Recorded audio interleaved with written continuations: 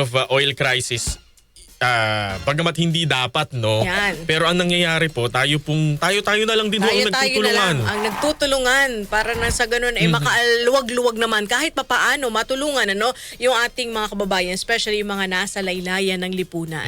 At pinaka-apektado nga po nitong oil crisis po ay yung mga nasa transportation sector. Makakausap po natin si Dave Adrian Ortiz. Siya po ang Vice President ng Kilosco Youth para po dun sa tinaguriang Toda Rescue Initiative sa Pilipinas. Magandang umaga po. Dave, si Zander ito at si Angel. Good morning! Teka, yung ating audio aayusin natin, no? Baka... Naka-mute ka ata, Sir Dave. O kaya yung kanyang mic ay low-bat na. Oo. De, joke Maganda lang. pa naman yung ating topic ngayon. Kala ko maganda pa naman yung mic niya. Oo nga. Mamahalin yung mic niya. No? Ito, nag-umpisa ito, partner, nung pandemic. Okay. Diba? Nagsilabasan yung mga community pantry para tulungan yung ating mga kababayan. At meron na naman ngayon dahil nga sa mahal ng presyo ng mga bilihin. Correct. Dahil sa pagtaas ng produktong petrolyo. Ang ginagawa po, halimbawa nagtatayo po ng parang yung mesa lang, gano'n, o kaya po ay maliit na cabinet na sira na estante. Lalagyan po ng mga gulay, bigas, minsan po dog food para po dun sa mga alagang hayop. Community pantry, di ba? Na yung mga may pangangailangan po, kukuha na lang dun kung ano yung kanilang Kung kailangan. ano lang yung kailangan nyo. For the day. Yes, wag yung labis-labis. Ayan. Good morning, Dave. Si Zander ito at si Ate Angel. Ay, hello po, mapagpalang araw po. Naririnig na po ba ako ng lahat? Opo, okay na. Ayos na ayos. Ayan. Opo. Ayos na po. Dave, ano ba muna itong Kilosco Youth Organization? Kilosco Youth po, isa po kaming organization na binubuo po ng mga kabataan. So currently, meron po kaming 22 chapters sa buong Pilipinas. May mga chapters din po tayo sa mga universities. So ang advocacy po namin talaga ay food security, opportunity para sa mga kabataan, at good governance po. Youth participation and good governance po. Opo. Sir Dave, ano naman yung Toda Rescue Initiative, at saan makikita itong mga community pantry po ninyo? Yung Toda Rescue Initiative po natin, alam naman po nating lahat na meron po tayong kinakaharap na crisis. At isa po sa mga pinaka-apektadong sektor ay ang sektor ng mga magsasaka, commuter at mga driver po. So bilang initiative po ng Kilosco Youth, kasama po namin ng Liberal Youth Philippines, gumawa po kami ng mga iba't ibang community pantry all over the Philippines. So meron po tayo sa Quezon City, Pasig, Caloocan, Manila, Malabon, Oriental Mindoro, Baguio, at maglulunsad pa po tayo ng marami pang iba. Yun lang po yung sa Kilosco Youth. Sa Liberal Youth naman po, meron din po sila sa Quezon City, meron po sila sa Nueva Vizcaya, Romblon, Northern Mindanao, at maglulunsad pa rin po tayo sa Batangas, Valenzuela at Negros po. Okay. Sino yung mga naglalagay ng pagkain? Anong profile nila karamihan? Yung community pantry po natin kasi, ito pong Toda Rescue, nag-umpisa lang po siya na parang kanya-kanya pong pera, sariling pera po ng mga volunteers po natin, ng mga chapters natin sa iba't ibang lugar. Pero throughout our community pantry po, for example sa Baguio, nagtulungan din po talaga pati po yung mga tindera sa palengke. Nagdo-donate po sila sa mga volunteers natin. Dahil nakita po nila yung epekto, may mga nagdo-donate po na tindera sa palengke, meron din po nagdo-donate na mga commuter na dumadaan sa mga community pantry, at mga community members din po mismo.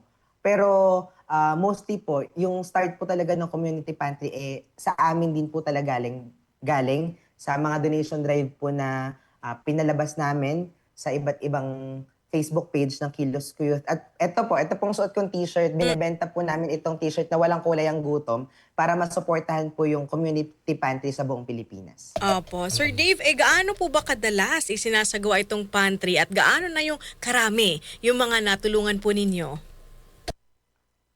Wala po tayong eksaktong bilang kasi iba-iba po sila . For example po sa Baguio, yung community pantry po nila ay hindi lamang pagpapamigay ng mga gulay.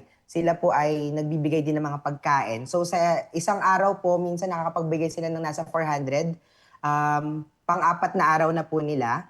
Sa ibang mga lugar naman po ay dahil hindi po ganun kadami yung mga produce o mga gulay na meron tayong stock, nalilimit lang din po yung kakayahan ng mga chapters po natin para buksan yung community pantry.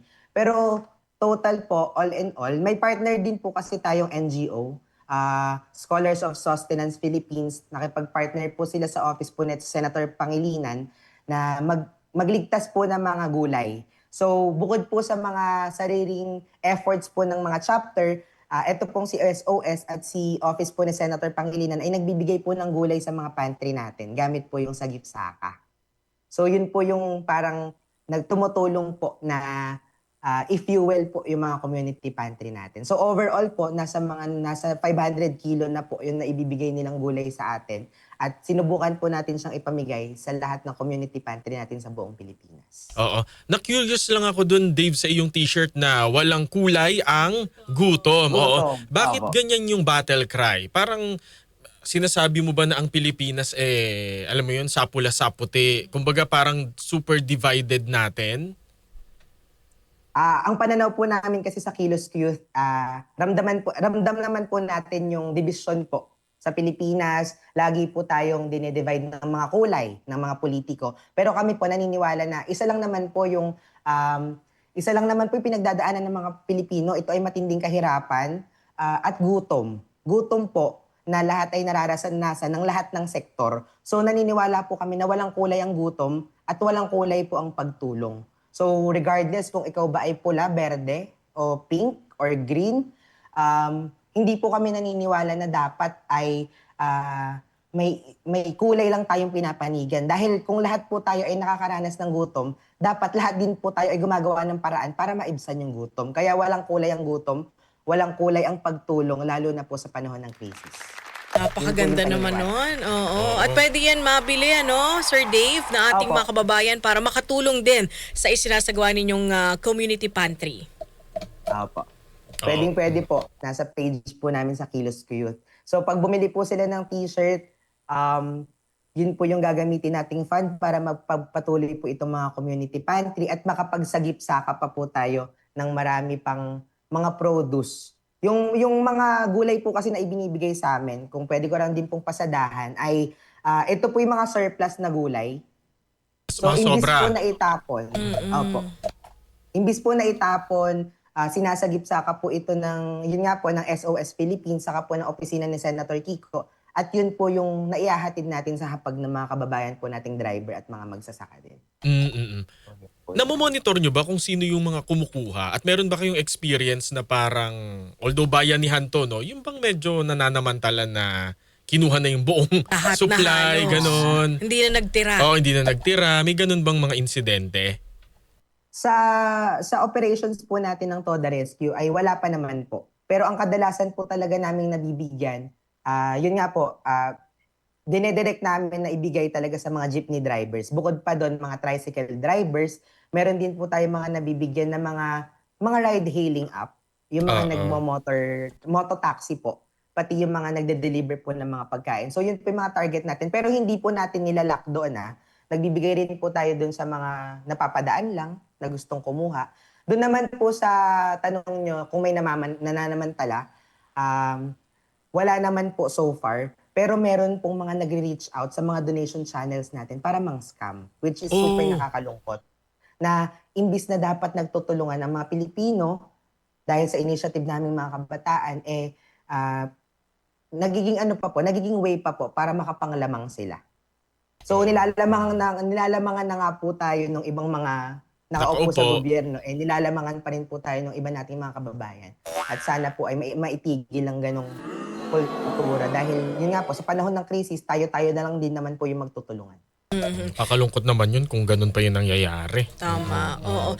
Dave, as we speak, meron ba kayo ngayon na Toda Rescue, na community pantry sa mga, kung may nakikinig sa atin ngayon, na syempre kumakalaman sikmura, ng mga tsuper, saan sila pwedeng pumunta? Sa Baguio po, ongoing po tayo, 4th wave. Kinabukasan po ay 5th wave na rin po nila sa Baguio. Ang Oriental Mindoro po ay, ang alam ko ay magtutuloy po sila ng community pantry mamaya or bukas. Pero ang aabangan po natin community pantry ay magkakaroon po tayo sa Bohol, Laguna, La Union, Camarines Sur at Nueva Ecija. Dito sa Metro Manila. Sa Metro Manila po, so far ay wala pa po dahil parang napagdesisyonan po namin na parang Mas puntahan yung kailangan. mga ibang probinsya. Mas kailangan sa probinsya. Oo. Halimbawa, merong mga gustong mag-donate ng in-kind. Saan nila dadalhin? Paano magko-coordinate sa Kilos Ko Youth? Kung meron po mga magdo-donate ng in-kind donation, pwede pong mag-contact sa page na lang po ng Kilos Ko Youth. Meron naman po kaming draft of points sa Quezon City kung saan pwede po namin tanggapin yung mga donasyon. At pwede rin po yung mga kababayan natin na gumawa ng community pantry sa kanilang lugar. Makipag-ugnayan lang po sila sa amin at kung anong tulong ang kaya nilang ibigay at ang tulong na kaya naming ibigay para mas marami pa pong driver, commuter at mga magsasaka yung matulungan po nating lahat. Siguro last on my part, Dave, mensahe mo especially sa mga kabataan na gustong makatulong in their own simple ways sa ating mga kababayan ngayong may kinakaharap tayo na krisis. Opo. Siguro mensahe ko na lang na sa mga kabataan, shout out sa mga kabataan dyan, wag tayong tumigil, kumilos, dahil sa kolektibo nating kilos ay lalakas at matutulungan natin ang ating bansa. Siguro dagdag ko na lang din po na parang maganda po na may mga ganitong initiative yung kabataan, pero dapat maging mulat din po tayo mga Pilipino na hindi po totally responsibilidad ng kabataan na tumugon sa ganitong krisis. Dahil marami po tayong mga nakaupo, mga nagseserbisyo na imbis na itulong yung mga bilyong-bilyong pera, binubulsa o pinang-travel pa po. So, sana maging wake-up call po ito na initiative po ito ng kabataan, pero on the long run, ay nagko-call po kami ng accountability sa mga nakaupo sa pwesto. Ayun. At siguro pahabol na tanong na rin since iyo rin namang nababanggit ito. Hindi ka ba natatakot? Kung naalala mo nung Duterte administration, yung mga nagtayo ng community pantry na red tag Hindi ba kayo natatakot na etong Toda Rescue niyan, yung Kilos Ko Youth, mga NPA yung mga yan, yung mga ganong tawag? Actually po, pandemic din po ako nag-start community pantry po sa Cabanatuan. Yun po yung start ko talaga. So, hindi po kami natatakot, hindi po natatakot ang kabataan na tumindig at tumulong sa mga nangangailangan. Ang dapat pong matakot ay yung mga kurakot at mga korap. Dahil hindi po dapat namamatay yung mga driver, kakahintay ng tulong sa mga ayuda. Hindi po dapat namamalimos yung mga gutom na Pilipino habang yung mga bilyon-bilyon po nating pera ninanakaw po ng mga nakaupo. So hindi po dapat matakot ang kabataan. Ang dapat pong matakot ay mga korap.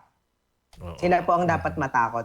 Dahil kami po, malinis po yung konsensya namin na ginagawa namin ito out of service, out of pagmamalasakit, at out of pagdadamayan, bayanihan sa kapwa natin Pilipino. So wala po kaming kinakatakutan, hindi po kami natatakot na maredtag, at wala pong mali sa aming ginagawa. Ang dapat pong matakot ay mga nagnanakaw. Ayan, very well said, Sir Dave. Maraming salamat at sana dumami pa ang mga kabataan na tulad mo. Maraming salamat din po sa espasyo at sana po ay sa mga kabataan, tuloy lang tayong kumilos. Tayo ang mitsa ng pagbabago. Salamat po. Maraming salamat, Thank Dave you. Adrian Ortiz. Siya po ang Vice President ng Kilos Ko Youth, isa pong youth organization. Nagtatagpo sila ng Toda Rescue Initiative. Sa totoo lang, nakakatuwa naman na may mga ganito. Mga ganyang inisyatiba. Pero at the same time, yung kumbaga yung kabalintunaan, yung irony na nagtutulungan tayo, bakit tayo nagtutulungan? Yan, na hindi naman, yung buwis nga natin. Nagbabayad kami ng tax. Lahat, partner. Di ba sa bawat bibilhin natin, may buwis. Yung sweldo natin, may buwis. Bawat kilos mo, may buwis yan. Even nga yung property mo nabili mo na't lahat-lahat. Kahit meron yata ka pang amilyar na babayaran taon-taon. Pati yata yung kapag may dinonate sa'yo, yung parang property, parang kailangan may mo kailangan rin ding bayarang tax na bayaran. gano'n.